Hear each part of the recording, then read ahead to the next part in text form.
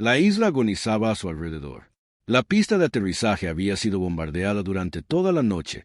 Destructores japoneses avanzaban a toda velocidad en la oscuridad, sus cañones de 14 pulgadas destrozando todo aquello que los hombres habían construido durante semanas. Los bidones de combustible ardían. Los mecánicos de aviones agazapaban en trincheras fangosas mientras la tierra se estremecía a su alrededor. Cuando finalmente cesó el bombardeo, los supervivientes emergieron a un amanecer de Pacífico gris y cubierto de humo, y contemplaron lo que quedaba. De los aviones que habían estado en la pista la noche anterior, solo unos pocos seguían en condiciones de volar. Algunos habían perdido sus ruedas. Otros estaban acribillados por la metralla, dejando pasar la tenue luz de la mañana a través del fuselaje. Y, sin embargo, pocas horas después, un piloto subió a bordo de una de esas máquinas maltrechas y apenas aptas para el vuelo, rodó por una pista aún marcada por el bombardeo de la noche anterior y despegó hacia un cielo repleto de cazas siro-japoneses. Estaba enfermo. Llevaba semanas enfermo. Una enfermedad que te consume, que te hace temblar las manos, te nublar la vista y te duelen los huesos como si tuvieran cristales rotos. La malaria no entiende de horarios de combate. Los trópicos no negocian, pero los japoneses volvían, y alguien tenía que ir a su encuentro. ¿Quién era este hombre? ¿Qué clase de persona se ofrece voluntaria para volar cuando el cielo mismo se ha convertido en un campo de batalla? ¿Qué se necesita para seguir subiendo a la cabina de un avión cuando tu cuerpo te falla, tu aeronave falla y el enemigo te supera en número 4-1? Su nombre era Vite Lemoreland, y la mayoría de los estadounidenses nunca han oído hablar de él. Este artículo pretende corregir esa injusticia. Vite Lemoreland nació en Oklahoma en 1917 y creció en esa vasta y llana región central de Estados Unidos, donde el horizonte se extiende hasta donde alcanza la vista, de modo que los niños crecen comprendiendo instintivamente lo que significa ser pequeño bajo un cielo inmenso. Los detalles sobre su infancia son escasos en los registros históricos. Una crianza estadounidense tranquila y ordinaria que no suele aparecer en los periódicos hasta que un acontecimiento extraordinario la interrumpe. La historia no registra con exactitud cómo era su familia ni qué sueños albergaba de joven, pero sabemos qué camino eligió cuando llegó el momento. Creció en la década de 1930, esa década de tormentas de polvo, colas para conseguir pan y la sensación, lenta pero insidiosa, de que el mundo fuera de Estados Unidos se desmoronaba. La aviación era el sueño de aquella época. Lindbergh había cruzado el Atlántico apenas 10 años antes de que Moreland tuviera edad suficiente para percatarse de tales cosas, y cada niño en Estados Unidos que miraba al cielo cuando un avión sobrevolaba la zona, sentía, en cierto modo, una fiebre que nunca terminaba de desaparecer. Volar era el futuro. Volar era libertad. Volar era, para los jóvenes que sentían la atracción de algo más grande que ellos mismos, una vocación. Moreland siguió su vocación a través de la Armada de los Estados Unidos. Se graduó como aviador naval, uno de los miles de jóvenes estadounidenses que pasaron por el riguroso programa de entrenamiento que transformó a jóvenes granjeros, estudiantes universitarios y empleados de gasolineras en los pilotos que la Armada necesitaría cuando la guerra, que todos veían venir, finalmente llegara. Y llegó, una mañana de domingo de diciembre de 1941, sobre Pearl Harbor, en un cielo repleto de bombarderos en picado japoneses y el clamor de un mundo que acababa de cambiar para siempre. Para 1942, Moreland había sido asignado a las operaciones de cazas de la Infantería de Marina, la primera línea de la campaña más desesperada de la Guerra del Pacífico. La lucha por Guadalcanal ya estaba consumiendo hombres y máquinas a un ritmo que horrorizaba a los planificadores en Washington, quienes habían creído, con la cómoda confianza de quienes estaban lejos del frente, que terminaría rápidamente. No iba a terminar pronto. Guadalcanal. Su nombre no significa prácticamente nada para la mayoría de los estadounidenses hoy en día. Era una isla selvática en el archipiélago de las Islas Salomón, en pleno Pacífico Sur, aproximadamente del tamaño de Connecticut, y en el verano y otoño de 1942 era el territorio más importante del planeta. Los japoneses habían estado construyendo una pista de aterrizaje allí, y el Cuerpo de Marines de los Estados Unidos desembarcó en agosto para arrebatársela. La tomaron. Bautizaron la pista de aterrizaje capturada como Campo Henderson, en honor a un aviador de los Marines que murió en Midway. Entonces, los japoneses, furiosos y decididos, enviaron todo lo que tenían para recuperarla. Lo que siguió fueron 6 meses de algunos de los combates más brutales de la historia militar estadounidense. En tierra, los marines vivían en trincheras en una jungla que parecía querer matarlos incluso cuando los japoneses no lo hacían.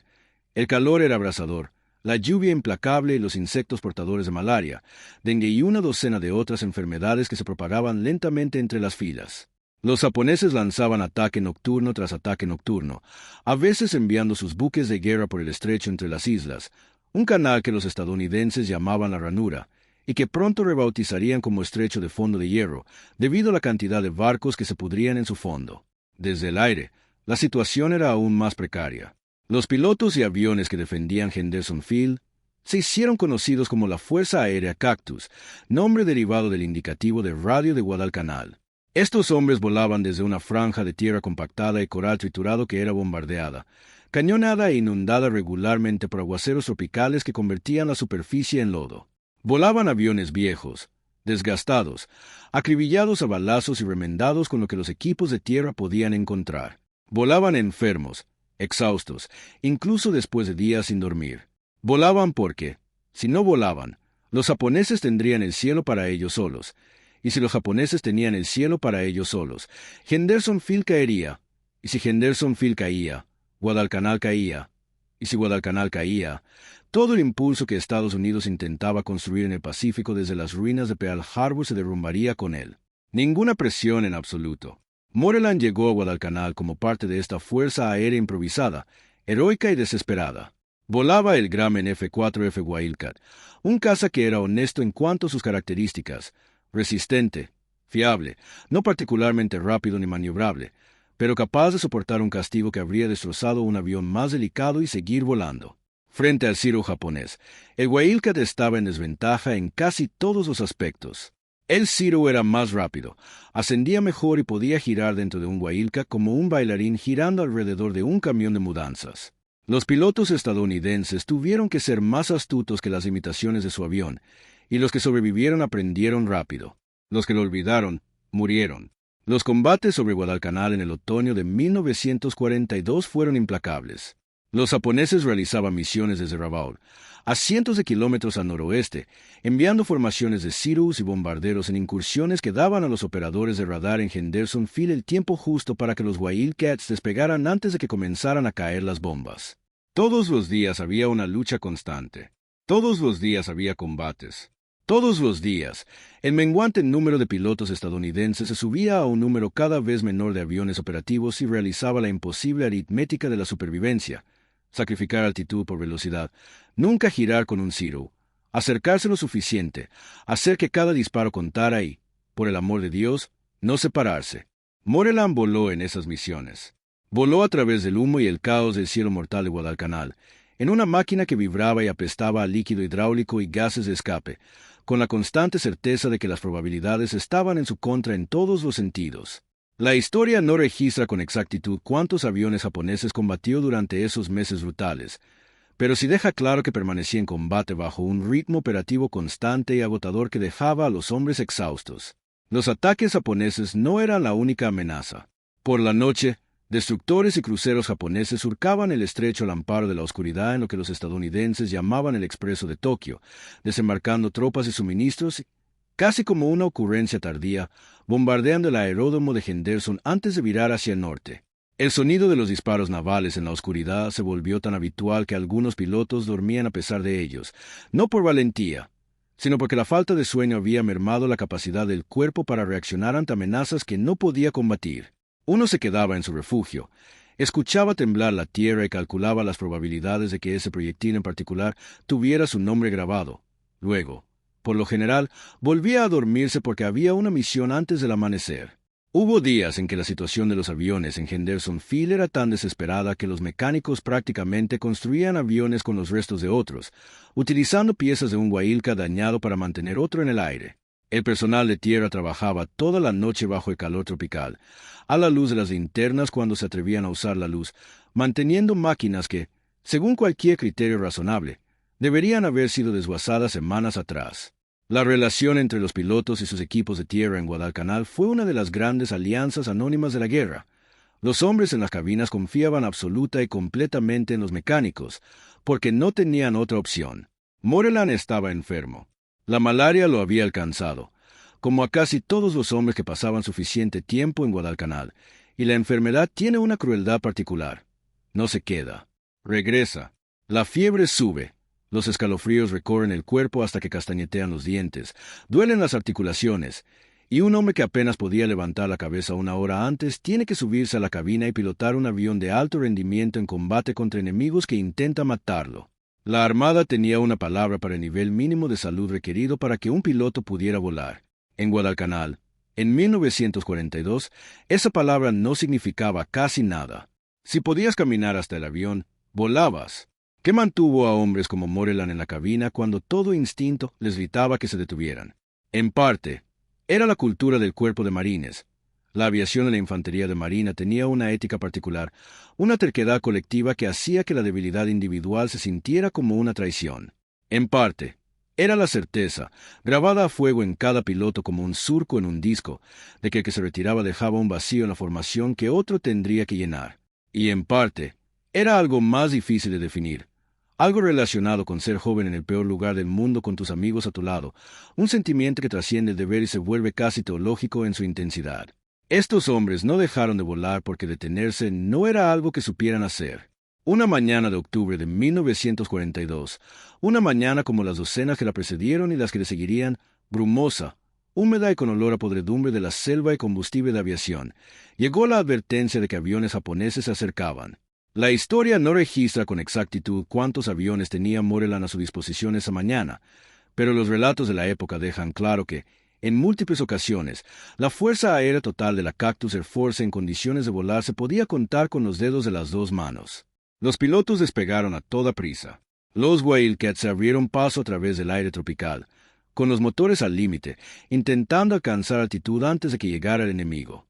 Los Zero atacaron con su característica precisión fría. Los pilotos de caza japoneses en 1942 se encontraban entre los mejores del mundo. Muchos de ellos eran veteranos de la campaña de China, curtidos por años de combate y convertidos en algunos de los aviadores más letales de su tiempo. Cuando se abalanzaron sobre los Wailka que luchaban por ganar altitud sobre el aeródromo de Henderson, se produjo un choque entre la tenacidad estadounidense y la maestría japonesa, y los estadounidenses solían salir mal parados en esos enfrentamientos. Lo que marcaba la diferencia, cuando algo importaba, era el coraje individual y la capacidad de seguir volando incluso cuando todos los cálculos indicaban que la batalla estaba perdida. Moreland siguió volando.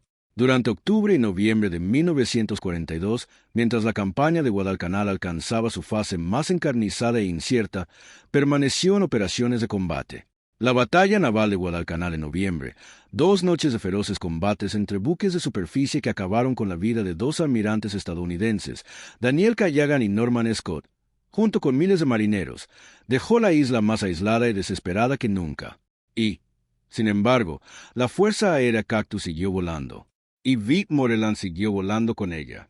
Hubo mañanas en que menos de una docena de aviones estadounidenses sobrevolaban la isla.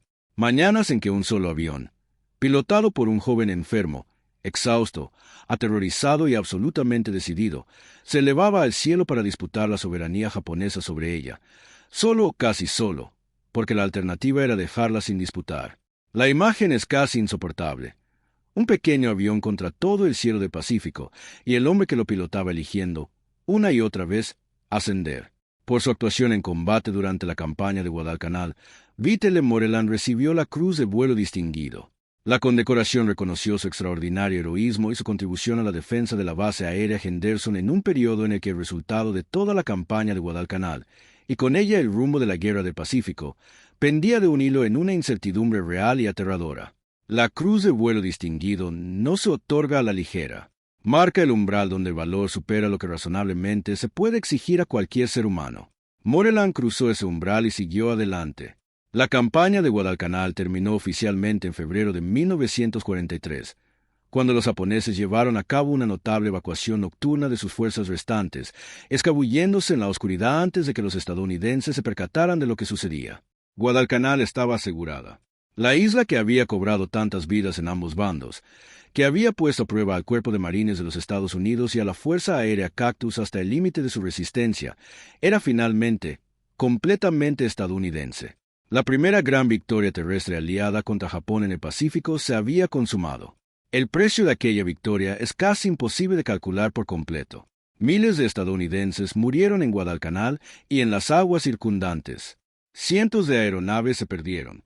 Los pilotos que sobrevivieron a sus misiones regresaron transformados de maneras que sus familias y sus vidas en tiempos de paz no siempre pudieron asimilar. Cargaban con el daño particular que el combate inflige a una persona, la herida que no se ve en las radiografías pero que nunca cicatriza del todo. La malaria atormentaría a muchos veteranos de Guadalcanal durante el resto de sus vidas, reapareciendo en forma de fiebres que llegaban sin previo aviso décadas después de haber abandonado la isla. La historia no registra con todo detalle que fue de Vite Le Morellan tras el fin de la campaña de Guadalcanal. El registro histórico de los veteranos de la Fuerza Aérea Cactus, como el de tantos hombres de esa generación, es fragmentario e incompleto. Muchos regresaron a casa, retomaron la tranquila vida estadounidense que la guerra había interrumpido y hablaron muy poco de lo que habían visto y hecho. No guardaban silencio por vergüenza, sino porque la experiencia era tan ajena al lenguaje cotidiano que las palabras resultaban insuficientes para expresar su magnitud. ¿Cómo explicarle a alguien que nunca ha salido del país lo que se siente al estar enfermo, aterrorizado y completamente solo en el cielo sobre una isla selvática, mientras hombres mejor equipados intentan matarte, y luego volver a hacerlo al día siguiente? Probablemente no. Probablemente simplemente vuelvas a casa e intentes ser esposo, padre y vecino, y dejes que la guerra se desvanezca hasta convertirse en algo manejable, algo que viva en los rincones más recónditos de tu mente en lugar de en el frente. Lo que sabemos es que Morellan sobrevivió cuando tantos otros no lo hicieron. Salió ileso de una campaña aérea que destruyó aviones y hombres con una eficiencia indiferente, que exigió a sus pilotos más de lo que cualquier definición razonable de resistencia humana podría lograr, y que contribuyó a cambiar el rumbo de una guerra que, en el otoño e invierno de 1942, era realmente incierta en su desenlace. Las batallas que la Fuerza Aérea Cactus libró sobre el aeródromo de Henderson no fueron meros espectáculos secundarios.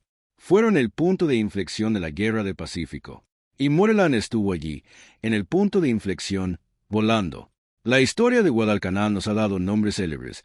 Joe Fass, el primer estadounidense en igualar el récord de Eddie Rickenbacker en la Primera Guerra Mundial. John Lundstrom, Marion Carroll. Estos hombres son recordados. Sus récords figuran en los libros de historia con la contundencia numérica que la guerra solía atribuir a sus héroes, bajas confirmadas, misiones realizadas, condecoraciones obtenidas. Pero una campaña de esa magnitud y duración no fue librada por un puñado de ases famosos. Fue librada por decenas y decenas de jóvenes que volaron misión tras misión en aviones destrozados mientras sus cuerpos eran consumidos por dentro por enfermedades tropicales, y que no llegaron a los titulares de los periódicos porque los titulares requieren superlativos y lo que ellos hacían era, sencillamente, una labor inhumana y continua. Vite Le Morellan fue uno de esos hombres. Su cruz de vuelo distinguido lo distingue como alguien que superó incluso ese estándar de heroísmo constante. Según consta en los registros, voló hasta que hubo días en que no quedaban aviones en condiciones de volar. Entonces esperó y volvió a volar cuando otro avión averiado pudo ser reparado. Existe un tipo de heroísmo que se manifiesta con banderas, discursos y el dramatismo puro de un momento decisivo.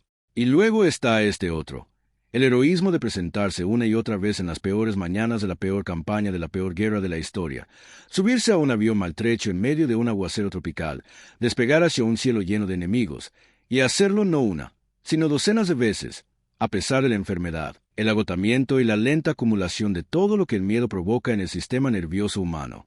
Esto es lo que los libros de historia quieren decir cuando usan la palabra coraje. No la ausencia de miedo, no una indiferencia sobrehumana ante la muerte. El pleno conocimiento de lo que podría suceder, la plena experiencia de lo que ya les había sucedido a otros hombres en otras cabinas, y la decisión, repetida cada mañana, renovada con cada amanecer, de ascender de todos modos. Vite Le Morellan tomó esa decisión, una y otra vez, sobre una isla que la mayoría de los estadounidenses de hoy no sabrían ubicar en un mapa, en una guerra cuyo resultado ahora damos por sentado porque hombres como él se negaron a aceptar que hubiera sido de otra manera. Es el piloto olvidado de Guadalcanal. Pero aquí no lo hemos olvidado.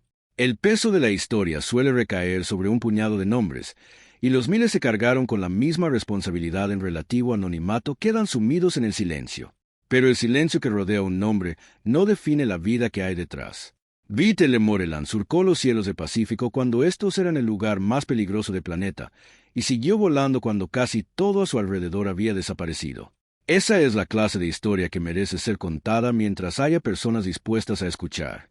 Si esta historia te conmueve, Si la imagen de un hombre enfermo pero decidido subiendo un maltrecho Huaylcat al amanecer sobre Guadalcanal te deja una huella imborrable, suscríbete a este canal.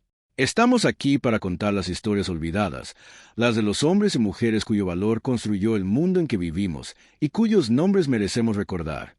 Deja un comentario abajo y dinos qué héroe de la Segunda Guerra Mundial te gustaría ver en nuestra próxima entrevista. Los olvidados nos esperan.